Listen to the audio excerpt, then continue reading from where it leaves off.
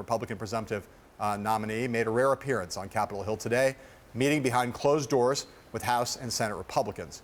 Reviews from rank-and-file House members were mixed about that first meeting in the morning. Some, like Georgia Congressman Tom Price, called Trump's pitch a, quote, unifying speech, while others said it did not change their negative views of the party's divisive presumptive nominee.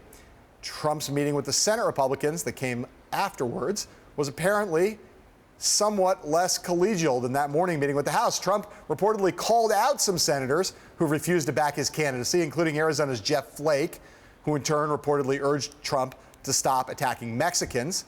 These meetings come 24 hours after Trump said yesterday would be, quote, in his words, quote, devoted to crooked Hillary Clinton and the rigged system under which we live. That's what he said yesterday morning. And yet, last night, Trump spent long stretches of his rally in Cincinnati meandering through a wide array of topics, including, yes, mosquitoes.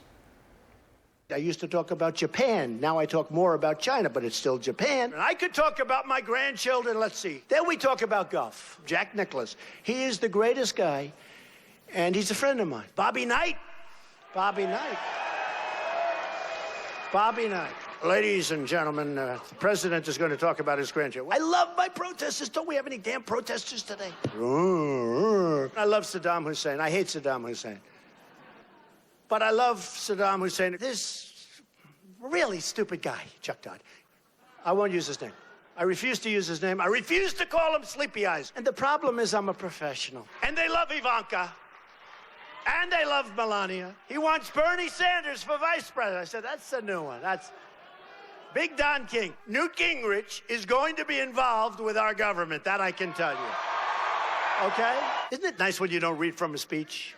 Ladies and gentlemen, thank you very much for being here. I bought Turnberry. Maybe I'll open it on November 7th, the day before the big day. My boy, I love you. Come up, Eric, come up. I love you, my boy. I love the swing and I look thin. Well, relatively thin, okay? The Democrats, ooh, there was a mosquito. I don't want mosquitoes around me. I don't like mosquitoes. All right, so Mark, last night that speech got, let's say, mixed reactions from Republicans, and then today Trump also got mixed reactions from congressional Republicans. So at this hour, in the last, let's say, 12 hours or so, 16 hours, 18 hours, has Trump helped or hurt his efforts to unify the Republican Party under his leadership?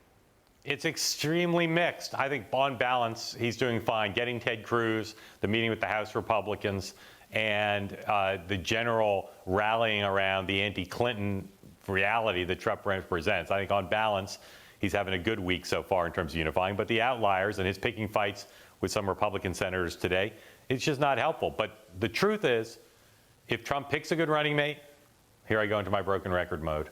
Picks a good running mate, has a good convention, has a good first debate, he'll have all the unity he needs, he wins. And if he doesn't execute on those three, a meeting on Capitol Hill is not going to make any difference. Yeah, well, I look. If you look at the reporting coming out of those meetings today on Capitol Hill, I think there's no question that on balance he helped himself. Again, the reaction of House members more positive than the reaction of some of the Senate Republicans. In terms of the unity project, a good day for Trump today on Capitol Hill. I think his performance last night, however, just sowed even deeper doubts among Republican political professionals, elected officials, and probably some of those same congressmen and senators who are in those meetings today about his ability to do the basic work that any winning presidential candidate has to do, which is to maintain some degree of message discipline and focus and talk about the things you should be talking about that help you get closer to winning the election.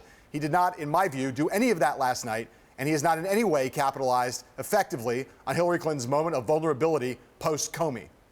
They have more staff coming on board. They seem clearly still flailing a bit or casting about a bit for the right running mate selection. And the convention's still coming together. Trump promised the convention schedule, don't have it, but he's all going to be up to Trump, and he's going to win or lose on this level of performance, I'm convinced.